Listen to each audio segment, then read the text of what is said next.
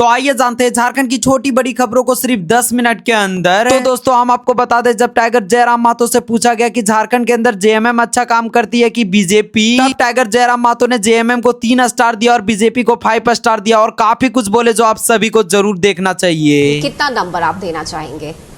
10 में 3.5 नंबर देंगे।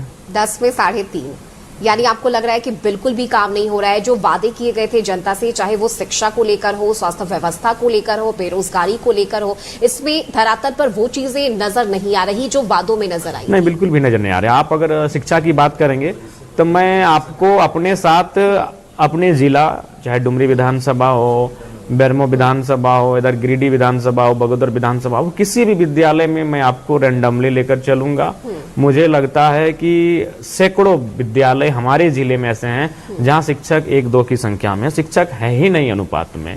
बिल्कुल शिक्षा की स्थिति बिल्कुल दयनीय है।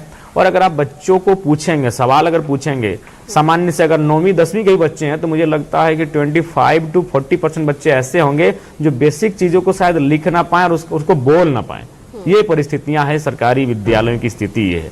अब कहीं भी रैंडमली किसी भी विद्यालय को जाके विजिट कर लीजिए, आपको शिक्षकों का अभाव मिलेगा, मूलभूत सुविधाओं का विद्यालयों में अभाव मिलेगा, चाहे पानी की सुविधा हो, शौचालय की सुविधा हो, बाउंड्री वॉल की सुविधा हो, नए अदद कमरों की दरकार का विषय हो, या फिर शिक्षकों की कमी हो, या फिर गुणवत्तापूर्ण शिक्षा हो। अब ये शिक्षक क्या कर रहे हैं? वो तो इस बात का मेंशन कर रहे हैं कि अंडा कितना गया, चावल कितना खिलाएं, प्लेट कितना है। वो अब शिक्षा से ज्यादा जो भोजन की सामग्री है, मध्याह्न भोजन, उसकी काउंटिंग में समय दे रहे हैं। और इसके लिए सरकार भी दोषी है। एक शिक्षक को क्या काम नहीं करवाया जा रहा है? उनको जूता सिला से चंडी पाठ का काम सौंप दिया गया है। बेचारे वो भी करे तो करे, क्या करे? तो इसके लिए राज्य सरकार को बेहतर दिशा में सोचने की आवश्यकता है। अगर आपकी शिक्षा की स्थिति ठीक नहीं होगी तो कैसे चलेगी? आज तो हमें लगता है कि आज देखिए रीएडमिशन में भी लगातार आंदोलन हो रहा है, लगातार अभिभावक अपनी शिकायतों को दर्ज करा रहे हैं। सरकारी स्कूलों की व्यवस्था चरमरा रहे हैं के कारण आज जो प्राइवेट स्कूल हैं वो कहीं ना कहीं आगे बढ़ रहे हैं और उससे एक आम व्यक्ति की परेशानी भी बढ़ रही है। झारखंड लोगों की आमदनी भी उतनी है नहीं, पर कैपिटा इनकम साफ बताता है कि हमारी आमदनी क्या है। तो इसलिए मुझे लगता है कि शिक्षा के क्षेत्र में आमूलचूल बदलाव करने की आवश्यकता है, जिसमें राज्य की सरकार गंभीर नहीं है। ठीक है, यानी बीजेपी सरकार ज्यादा बेहतर थी या ज्यादा बेहतर कर सकती थी? किस तरह से आप देख रहे हैं? अगर प्रशासनिक दृष्टिकोण से देखें तो कहीं ना कहीं पूर्व के जो नेतृत्व की सरकार थी, प्रशासनिक में उनका पकड़ था, लेकिन उनका एक ही खामी था, रघुवर जी इस राज्य के मूल निवासी नहीं थे, उसके खामियाजा उनको भुगतना पड़ा। और कुछ कार्य उनके रहे जो आदिवासी विरोधी रहे, चाहे सीएनटी का मामला हो, लैंड बैंक का मामला हो, तो उन कार्यों के कारण उन्हें खामियाजा भुगतना पड़ा। बाकी जो इस सरकार में जो बहालियां हुई, अगर उनके और उस सरकार में जो बहालियां हुई थी, अगर तुलनात्मक अध्ययन करें तो वो इनसे बेहतर रही उनकी बहालियां। तो कितना उधर नंबर देना चाहेंगे? उनको 5 नंबर देंगे। उनको 5 नंबर आप देंगे, और फिलहाल अभी ये 3.5 पर है। अभी इनका समय है, अगर बढ़ा पाते हैं तो अच्छी बात है। बिल्कुल। देखिए, झारखंड की जब बात आती है तो कई ऐसे मुद्दे रहे जिस पर आप भी बेबाकी से अपनी बातों को रखते हैं, और ये आरोप भी आप पे लगता रहा है कि आप सिर्फ बोलना जानते हैं, या कभी कभी एग्रेसिव होने का आरोप भी आप पर लगता है। इन आरोपों पर कैसे जवाब देना चाहिए? देखिए, बोलना विधायक का एक जो विधायकी व्यवस्था होने का टैग भी तो है, विधायकी व्यवस्था का जो अंग होता है उसको तो स्पीकर होना पड़ेगा। A leader should be a good speaker. अगर वो एक अच्छा स्पीकर नहीं होगा तो फिर काहे का लीडर?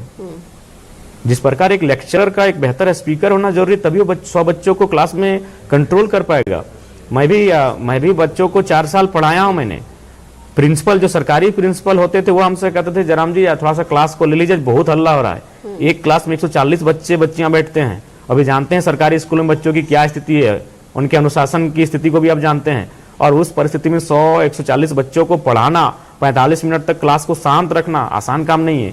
तो एक लेक्चरर को भी एक अच्छा स्पीकर होना चाहिए और एक लीडर को भी एक अच्छा स्पीकर होना चाहिए। तो बोलना तो आना चाहिए। क्या अग्रेशन भी जरूरी है? देखिए, अग्रेशन वो आपका उम्र तय करती है, क्योंकि आप मनुष्य हैं, आप बुद्ध नहीं बने हैं।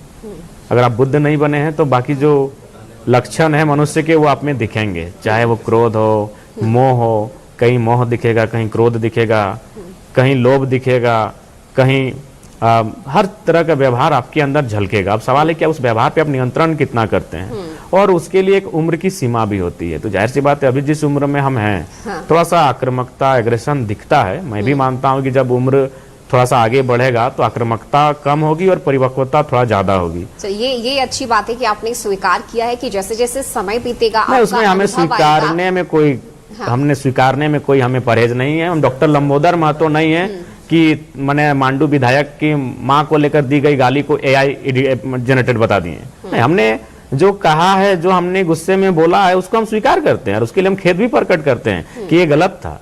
जैसे बोकारो में उस दिन जो घटना घटी उसको भी मैं मानता हूँ वो गलत था, लेकिन कभी कुछ परिस्थितियां सामने आ जाती हैं। हम लोग भी मनुष्य हैं, हम बुद्ध नहीं है। तो यही आप बता रहे कि नुकसान हुआ है उस एग्रेशन का आपको? नहीं, उसका फायदा भी हुआ है। अगर 1%, 5% नुकसान हुआ है तो 90% फायदा हुआ है। अधिकारियों ने काम सुना है, लोगों का काम हुआ है। लोग, हमारी जो जनता है, आम जनमानस, वो खुश हैं। वो आम जनमानस हमारे एग्रेशन से खुश हैं। हमारा एग्रेशन जनता के लिए नहीं है। हमने कभी जनता दरबार में आए हुए लोगों को नहीं धमकाया है। हमने कोई सामान्य व्यक्ति को कभी नहीं धमकाया है। हमारा एग्रेशन का सामना अगर किसी ने किया है तो वो सरकारी अधिकारियों ने किया है, कंपनी के प्रबंधन ने किया है, मैनेजमेंट ने किया है। तो वहां पर जनता का काम बनता है। हमारा शौक नहीं है कि किसी अधिकारी से हम उलझें, उससे गुस्से में बात करें, नाराजगी से बात करें। हम भी चाहते हैं कि हमारी एक गुडविल की छवि हो। हम भी चाहते हैं कि भाई हमारा सबके पास एक गुडविल का छवि हो। IAS के सामने हमारा इमेज ठीक हो, IPS के सामने हमारा इमेज ठीक हो, BDO CO दरगाह के सामने हमारा इमेज ठीक हो। लेकिन हम जनता के चुने हुए जनप्रतिनिधि हैं, अतः जनता के काम, जनता की समस्याएं तय करती है कि हम किस व्यवहार में अधिकारियों से बात करते हैं।